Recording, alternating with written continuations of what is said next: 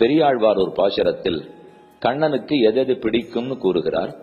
அப்பம் கலந்த சிற்றுண்டி அக்காரம் பாலில் கலந்து சொப்படனான் சுட்டு வைத்தேன் தின்னருதியேல் நம்பி. அப்பம் கலந்த சிற்றுண்டி, அக்காரம்னா சர்க்கரை, அக்காரம் பாலில் கலந்து. அன்னைக்கு கண்டிப்பா பாலை நல்லா குழம்பா காய்ச்சணும். அதுல குங்குமப்பூ பச்சைக்கல் பூரம் சேர்க்கணும். கொஞ்சம் மஞ்சப்பொடி போட வேண்டும். சர்க்கரை சேர்த்து, அது பனங்கல் கண்டு சர்க்கரைன்னா தான் உயர்ந்தது, அதுவும் சேர்த்து பெருமாளுக்கு கண்ட்ரோல் பண்ணணும்.